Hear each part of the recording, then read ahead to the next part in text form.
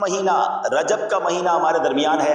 آج میں نے آپ کو کچھ باتیں بتانی ہے کہ جو آپ نے رجب میں کرنی ہے۔ سبحان اللہ، رجب میں ایک رات آتی ہے اور ایک دن آتا ہے جو بڑا ہی مبارک ہے، وہ 27ویں رجب ہے، وہ شب معراج ہے۔ وہ رات عبادت میں گزارنی ہے اور وہ دن روزہ رکھنا ہے۔ اس کی فضیلت کیا ہے؟ نبی پاک علیہ الصلوۃ والسلام کا فرمان عالی شان ہے کہ حضرت ابو ہریرہ رضی اللہ تعالیٰ فرماتے ہیں جو کوئی 27ویں رجب کا روزہ رکھے اللہ عز و جل اس کے لیے 60 مہینے کے روزوں کا ثواب لکھے گا۔ اللہ اکبر۔ اسی تاریخ کو نبی پاک علیہ الصلوۃ والسلام کو معراج شریف کا عظیم الشان معجزہ نصیب ہوا۔ چنانچہ اس دن جو روزہ رکھتا ہے، نبی پاک علیہ الصلوۃ والسلام فرماتے ہیں رجب میں ایک دن اور رات ہے، جو اس دن روزہ رکھے اور رات قیام یعنی عبادت کرے تو گویا اس نے 100 سال کے روزے رکھے۔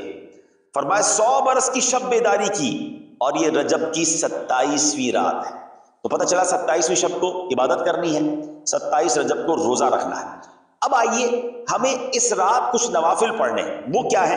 رجب میں ایک رات جس میں نیک عمل کرنے والے کو 100 برس کی نیکیوں کا ثواب ہے، وہ 27ویں شب ہے، 27th نائٹ آف رجب، جو اس میں 12 رکعتیں اس طرح پڑھے کہ ہر رکعت میں سورہ فاتحہ اور کوئی ایک سورت، اور ہر 2 رکعت پر التحیات پڑھے، اور 12 پوری ہونے پر سلام پھیرے۔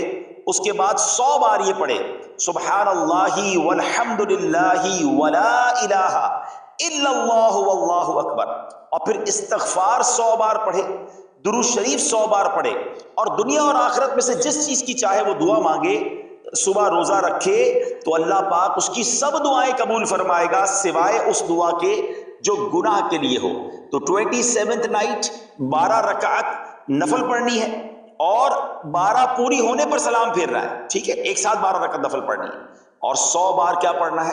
سبحان اللہ والحمد للہ ولا الہ الا اللہ واللہ اکبر۔